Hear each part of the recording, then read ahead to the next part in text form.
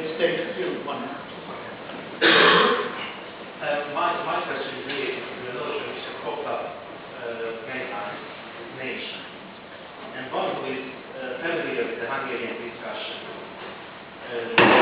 might have an idea what we mean by nation, but probably the Finnish audience is not used to the usage of the term the same way. So I'd like to ask you to elaborate on what you mean by nation. Is it a political entity, is it a country, as it might be, or is it an ethnic community? How do you mean it? Okay, one more. Peter Salso. Thank you very much, and thank you for a very brief words. The success of Hungary's economy has been unquestionable after 2008.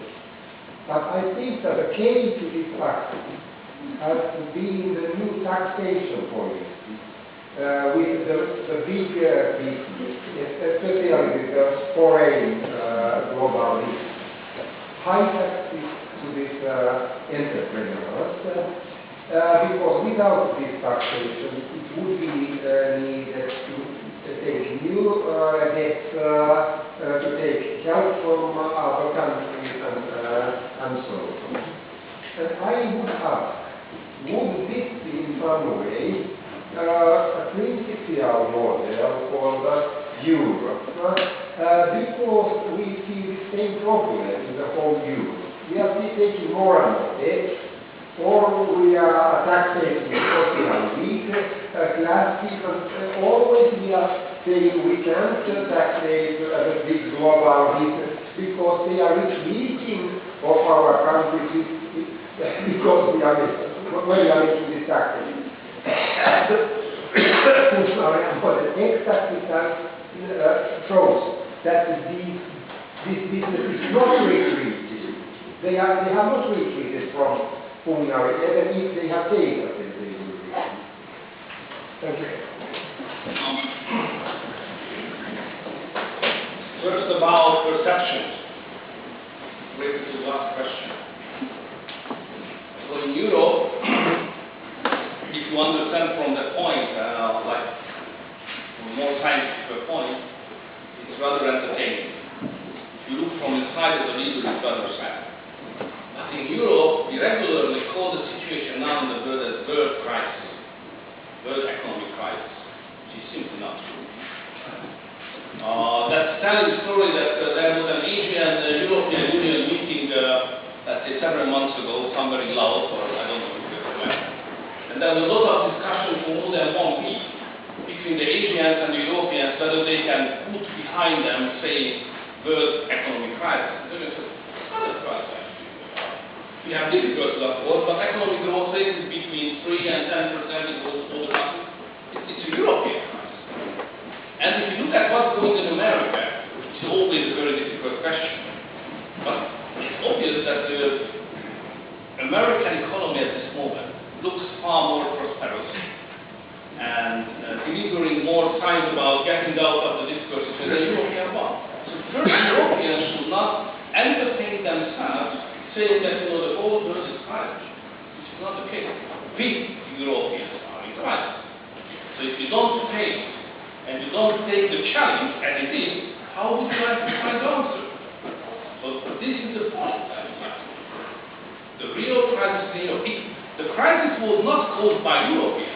That would be not fair to say.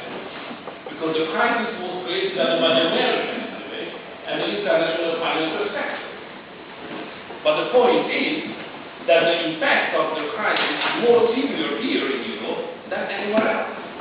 And the structural weaknesses of European society was revealed by the financial crisis. And that's the reason why we are not able to account, unlike many others. So that's a very important point. Don't mislead now. The second point is the debt. I'm not an economist, but I have some experience in economic policy. I started to deal with that kind of question as a lawyer. in the middle of the 80s. I was involved in politics from the middle of the 80s as an underground resistance, how to say, guy, against communist regime. So we organized United Students movement against the communist regime and the liberation of the nation from the middle of the 80s. And the main question even that time was economic reform. Then I became member of parliament in 1990. And I became prime minister first 98. And then I led the negotiations with the European Union on Hungarian membership for 3 years, more than 3 years. And we closed more than 25 chapters. So we have some experience what does it mean economic policy. So this is my second term anyway now. But I lost the election in 2006, so I know what I'm speaking about. I know how to win and how to lose, and what does it mean to be a loser and what does it mean to be a victorious leader. But anyway, the point is, what I have extracted from my experience, that there is a magic, it's not scientific at all, but my experience says there is a magic threshold in terms of sovereign indebtedness, state indebtedness. And this is 90% of your GDP. What I have followed is that those countries somehow get over the 90% of their GDP state indebtedness. They are not able to get back from that situation below 90% exclusively based on their own efforts. They can get back if they got money from somewhere else. IMF, Germans, the Finnish people, so if they are able to find some solutions how they can get some money out of the pocket of those who have and can involve them into their own investment, they can do so, but never their own efforts. That's my experience. That's the reason why when I took over the government, the indebtedness rate was 85%, and now it's 77%. It's very tough to pay back any money under that economic circumstances, but it's decreasing. Just a small argument why we are sometimes disputing in an angry way. When I concluded my first term in 2002, the indebtedness of the Hungarian state was 53%. I reduced, I am the first time prime minister, from 50 to 53 or 52, and when I came back 8 years later, it was 85. So that's emotional motivation, the political discussion as well. That is a magic 90%.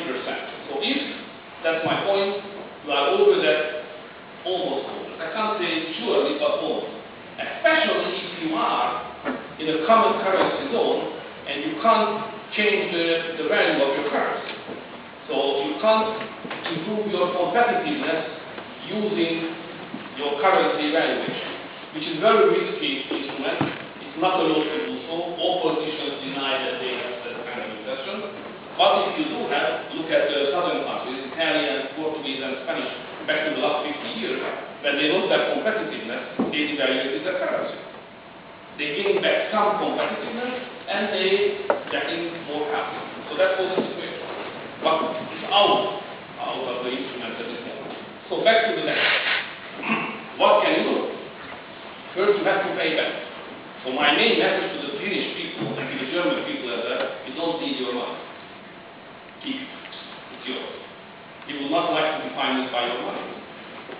So Hungary is the country which is able to decrease indebtedness of the state from 85% to 77%. Budget deficit is below 3%. Last year it was 1.9%. And we will continue. I would not like to stand on your lap. I would like to stand on our own lap. So don't pay for us. But if you would like to invest in Hungary, you are welcome. Because the taxation in Hungary is very low. If you would like to come to Hungary, you would like to create jobs, having investment, you get your profit, you provide jobs, pay out taxes, it's a win-win situation. Do it. Don't send aid, send capital and companies and so on and so on. So I think this is the policy why the foreign investment and indebtedness question is not related. If you would like to pay back your indebtedness, you can't mix the foreign investors. So we need. So therefore, we realize that we see in the coming decades, the agreement between the worldwide global companies will be at least as important than the relationship between the states. So therefore, we created a new legal form.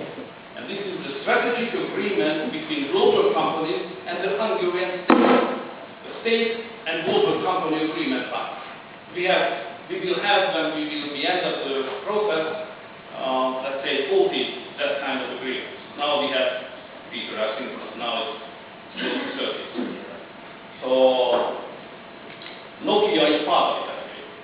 So we have a strategic agreement between the global Nokia and Hungary, how we can cooperate in the future in Hungary. What we are ready to do, and what they are ready to do, and so on and so on. So that kind of investment. But the other side of the coin, that if you would like to pay back your debt, you have to recuperate some money through the tax system. Otherwise, how you can finance your debt? So therefore, some companies, especially on certain segments, where they pay exclusively high profit, and they have a semi-monopoly situation, like energy, we created a system, what we call fair sharing of burden. The companies don't think so. They call it different.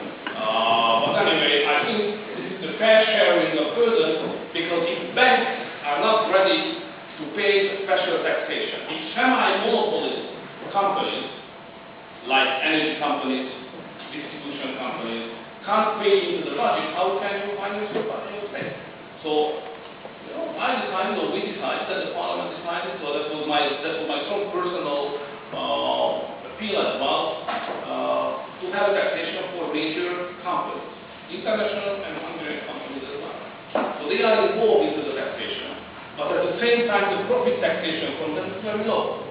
So I think it's a very complicated system, very balanced one, but now the foreign investments, especially from Germany, growing, they pay the tax, the budget is financed, and we are paying back our debt.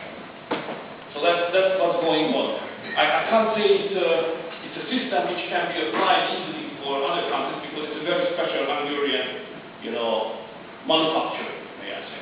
That's the reason why we have a lot of discussions with the European Union, the major companies running to Brussels, saying that we are overtaxed. It's not transparent, it's not comprehensive, it's not predictable. Punish the Hungarians, the big companies, as strong ways of that. And we have to resist that. So this discussion is going on. That's part of the European law. So we should be not negative on that, but we should accept it as a challenge. So that's about the banks and the companies. And now, the nation.